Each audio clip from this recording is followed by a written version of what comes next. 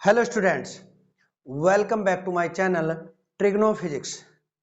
Chapter number 1 हमने complete कर दिया था, जिसको जो है शॉर्ट में भी कंप्लीट कर दिया है। आज हम जो है चैप्टर नंबर 2 स्टार्ट करेंगे। चैप्टर नंबर 2 क्या है? Motion in a straight line. और इस चैप्टर नंबर 2 का ये लेक्चर नंबर 1 है। तो चलिए इसमें शुरू करते हैं। पहला टॉपिक है ऑब्जेक्ट एट रेस्ट। कोई भी ऑब्जेक्ट जो है कब रेस्ट में होती है, देखिए इसकी डेफिनेशन है। तो डेफिनेशन मैंने पहले से ही नोट कर रखी है। An object is said to be rest if it does not change its position with time with respect to its surrounding. मान इसमें इसका मतलब ये हुआ कि कोई भी ऑब्जेक्ट जो है तभी रेस्ट में कही जाती है जब वो जो है अपनी पोजीशन टाइम के रेस्पेक्ट में और सराउंडिंग के रेस्पेक्ट में चेंज नहीं करती है। फॉर एग्जांपल मान लीजिए एक टेबल है। इस टेबल के ऊपर जो है कोई बुक रखी हुई है। ये आपने यहाँ बुक रखी हुई है। आप इस बुक पे कोई भी फोर्स ही नहीं लगा रहे और इसमें कोई चेंज नहीं हो रहा है। इसकी जो पोजीशन है यहीं की यहीं है। पोजीशन में कोई चेंज नहीं हो रहा। तो अगर पोजीशन में किसी भी ऑब्जेक्ट की चेंज नहीं हो रहा तो ऑब्जेक्ट जो होती है वो रेस्ट में कही जाती है। ठीक है। इसके बाद है नेक्स्ट टॉपिक है ऑब्जेक्ट इन मोशन। बिल्कुल इसके अपोजिट है। An object is said to be in motion if it change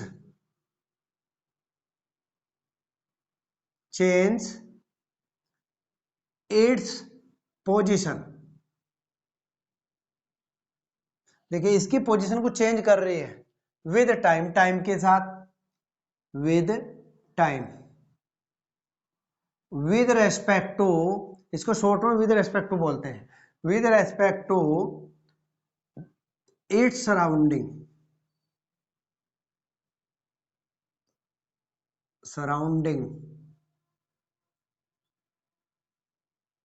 ठीक है। अगर कोई भी ऑब्जेक्ट टाइम के साथ और किसके रेस्पेक्ट में, सराउंडिंग के रेस्पेक्ट में अगर अपनी पोजीशन को चेंज कर रही है तो उसको कहा जाता है ऑब्जेक्ट जो है मोशन में है। जैसे मैं ही हूं, अभी मैं थोड़ा आगे चल दिया है तो मैं मोशन में आ गया हूं, क्योंकि मैं टाइम के रेस्पेक्ट में, टाइम के साथ में और सराउंड जो हमारे चारों तरफ सराउंडिंग है उसके रेस्पेक्ट में मैं जो है अपनी पोजीशन को चेंज कर रहा हूं, तो मैं मोशन में हूं। इसके कुछ एग्जांपल ले लेते हैं। एग्जाम्पल लिया आपने, एग्जाम्पल जैसे कोई भी बर्ड है, कोई भी बर्ड वो उड़ रही है। ये एग्जाम्पल ले लिया, ए बर्ड फ्लाइंग इन एयर। एक एग्जाम्पल ले लिया आपने, एक ट्रेन मूव कर रही है रेलवे ट्रैक पर। A train moving on railway track लिख लीजिए आप, या रेल्स लिख लीजिए। ठीक है, ये हो गया object in motion. Next topic है concept of point mass object. क्या है इसमें? An object can be considered as a point object if during motion in a given time it covers distances much greater than its size. मतलब क्या है कि कोई भी ऑब्जेक्ट जो है तभी उसको पॉइंट ऑब्जेक्ट कंसिडर्ड किया जाएगा जब वो जो है अपने साइज से ज्यादा की डिस्टेंस जो है कवर कर लेगी। फॉर एग्जाम्पल, जैसा एग्जाम्पल में एक्सप्लेन किया गया है, the revolution of earth around the sun, the diameter of earth being very small as compared to the length of its orbit around the sun, then the earth can be considered as a point object। मतलब क्या हुआ, जैसे देखिए यहां पर ये जो है सन है और ये अर्थ, यहां पर ये अर्थ, ठीक है, ये अर्थ जो है सन के अराउंड जो है मूव कर रही है, इस तरीके से मूव कर रही है इसके अराउंड, ठीक है। तो अर्थ का जो डायमीटर है, देखिए अर्थ का जो डायमीटर है यानी ये वाली जो डिस्टेंस है ये डायमीटर, और ये जो है इसके चारों तरफ मूव कर रही है, तो ये बन गया है यहां से यहां तक का ऑर्बिट, ये एक ऑर्बिट बन गया। इस ऑर्बिट में जो ये डिस्टेंस है, ये वाली डिस्टेंस, ये इसके जो डायमीटर है इसके कंपेयर में बहुत ज्यादा है। जब ये वाली डिस्टेंस, कौन सी डिस्टेंस, ऑर्बिट वाली जो डिस्टेंस है, ये अर्थ के डायमीटर से बहुत ज्यादा है, इसी वजह से अर्थ को जो है यहां क्या कंसीडर किया गया है, एक पॉइंट ऑब्जेक्ट के तरीके से जो है कंसीडर किया गया है, ठीक है। तो एक टॉपिक ये हो गया। चलिए नेक्स्ट टॉपिक करते हैं। टॉपिक है types of motion of a body. मतलब क्या है, मोशन के कितने टाइप हैं। देखिए फर्स्ट को हमने दो पार्ट में डिवाइड किया, दोनों मिलते जुलते हैं इसलिए दो पार्ट में डिवाइड किया है, सिमिलरिटी है थोड़ी सी इनमें। देखिए रेक्टिलिनियर मोशन, रेक्टिलिनियर मोशन क्या होता है, a rectilinear motion is that motion in which a particle और a point mass body is moving along the straight line.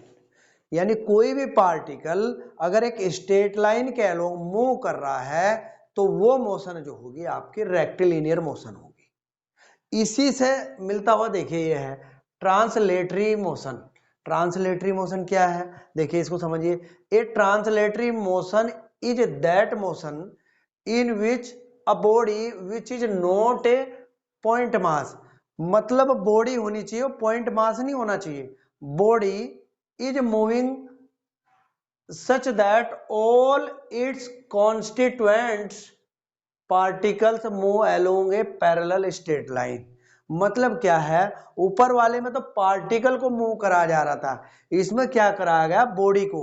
और बॉडी जो है पार्टिकल से बनी हुई है। कौन से पार्टिकल, कॉन्स्टिट्यूएंट्स पार्टिकल्स। यानी इसमें जो है हर पार्टिकल जो है वो मूव कर रहा है अलोंग पैरेलल स्ट्रेट लाइन।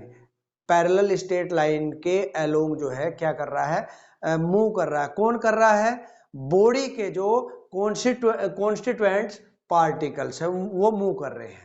तो इस तरह की मोशन को ट्रांसलेटरी मोशन कहते हैं। सिंपल सा फंडा है, जिसमें जो है एक सिंगल पार्टिकल मूव कर रहा है वहां पर तो आपकी रेक्टिलिनियर मोशन हो गई, और जहां पर एक बॉडी यानी कॉन्स्टिट्यूएंट्स और पार्टिकल्स मूव कर रहे हैं, यानी बहुत सारे पार्टिकल जो बॉडी के होते हैं वो मूव कर रहे हैं, तो मोशन होती है translatory motion. For example a body sleeping, अब बॉडी है, बॉडी स्लीप कर रही है along the inclined plane has translatory motion. तो जो बॉडी होती है वो छोटे छोटे पार्टिकल से बनी हुई है, तो वो जो है क्या कर रही है, इंक्लाइंड है,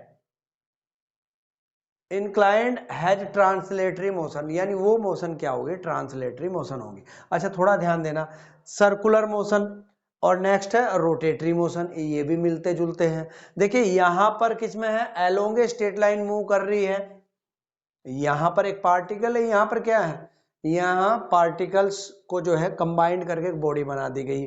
सेम वही यहां पर है, ये circular motion is that motion in which a particle और a point mass body is moving on a circle. एक सर्कल पर अगर कोई भी पार्टिकल मूव कर रहा है तो वो जो पाथ होगा या वो जो मोशन होगी वो सर्कुलर मोशन होगी।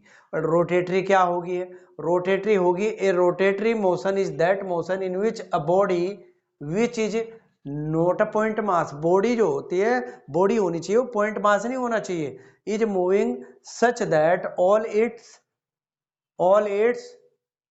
कौन, ऑल इट्स कॉन्स्टिट्यूएंट्स पार्टिकल्स, यानी इस बॉडी के जो कॉन्स्टिट्यूएंट्स पार्टिकल्स है वो मूव करने चाहिए कैसे, अलोंग ए कॉन्सेंट्रिक सर्कल्स। कॉन्सेंट्रिक सर्कल्स क्या है, इस तरीके से मूव करने चाहिए, ऐसे मूव करने चाहिए, ठीक है।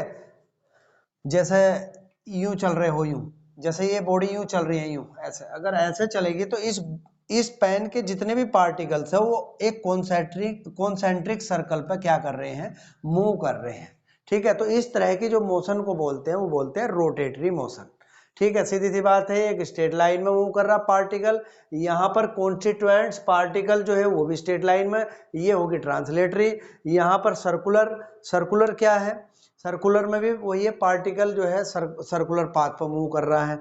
यहाँ रोटेटरी में भी सर्कुलर पर ही कर रहा है, लेकिन वो जो उसके जो कॉन्स्टिट्यूएंट्स पार्टिकल्स है वो एक कॉन्सेंट्रिक सर्कल पर मूव करने चाहिए, ठीक है। तो ये तब जाकर के रोटेटरी मोशन होगी। अच्छा, सर्कुलर मोशन और रोटेटरी मोशन ये जो है आपकी 2 डायमेंशनल भी हो सकती है, 3 डायमेंशनल भी हो सकती है। चलिए इसके बाद पढ़ते हैं नेक्स्ट टॉपिक। नंबर 3 है ऑक्सीलेटरी और vibratory motion. An oscillatory motion is that motion in which a body moves to and fro and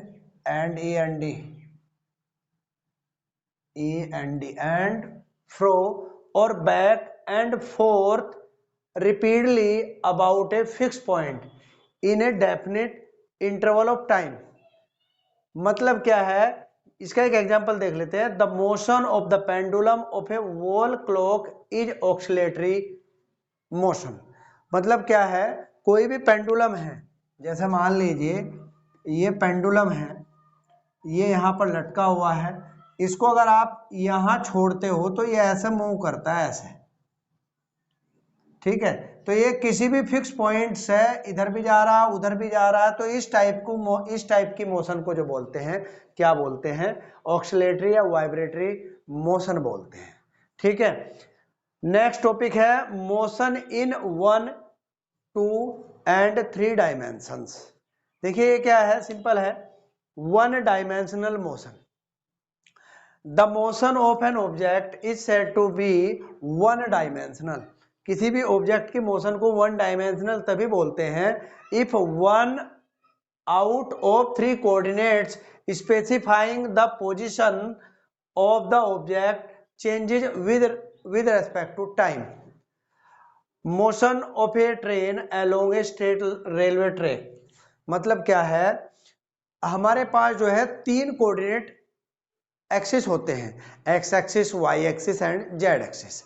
अगर उन 3 एक्सिस में से, 3 कोऑर्डिनेट एक्सिस में से या 3 कोऑर्डिनेट्स में से अगर कोई भी ऑब्जेक्ट जो है एक के अकॉर्डिंग मूव कर रही है, एक ही कोऑर्डिनेट के अकॉर्डिंग, तो वो मोशन जो होती है उसकी कैसी होती है, वो होती है 1 डायमेंशनल।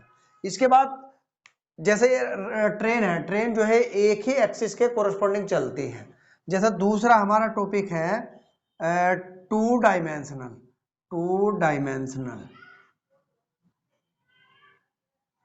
मोशन। अच्छा, 2 डायमेंशनल मोशन क्या है, सेम यही इसकी डेफिनेशन है, same. The motion of an object is said to be 2 dimensional motion if 2 out of 3 coordinates specifying the position of the object change with respect to time, ठीक है। इसमें भी हम जो है कोई भी बॉल फेंक दे, तो बॉल अगर फेंकते हैं तो वो बिलियर्ड बॉल बोल सकते हैं, तो बॉल जो है वो भी उसकी जो है 2 डायमेंशनल मोशन होती है, क्योंकि वो उसमें जो है 2 एक्सिस को कवर करती है। कोई भी 2 हो सकते हैं, एक्स एक्सिस, वाई एक्सिस या वाई एक्सिस, जेड एक्सिस, कोई भी 2 कोऑर्डिनेट को कवर करती है, इसलिए उसको 2 डायमेंशनल बोलते हैं। थर्ड क्या है, 3 डायमेंशनल मोशन। 3 डायमेंशनल मोशन क्या होगी, सीधी सी बात है, the motion of an object is said to be 3 dimensional motion if 3 out of 3, यानी तीनों ही कोऑर्डिनेट्स को अगर वो कवर कर लेती है कोई भी ऑब्जेक्ट, तो वो वाली मोशन जो होती है क्या होती है, आपकी 3 डायमेंशनल मोशन होती है, ठीक है। इसका कोई भी एग्जांपल ले लिया आपने, एक काइट है, काइट उड़ रही है, काइट जो होती है वो तीनों ही एक्सिस को इन्वॉल्व करके चलती है, इसलिए उस मोशन को क्या बोलते हैं, 3 डायमेंशनल मोशन। तो आज हमने जो है ये टाइप्स ऑफ मोशन क्या होते हैं उसके बारे में स्टडी कर लिया है। चैप्टर नंबर 2 आपका शुरू हो गया है। चैप्टर नंबर 2 में लेक्चर नंबर 1 में आज मैंने कुछ बेसिक पॉइंट्स बताए हैं। कल की वीडियो में जो है हम देखते हैं क्या नेक्स्ट टॉपिक करते हैं। आज के लिए इतना ही। आप जो है मेरे इस चैनल को लाइक करिए, सपोर्ट करिए एंड सब्सक्राइब करिए। Thank you.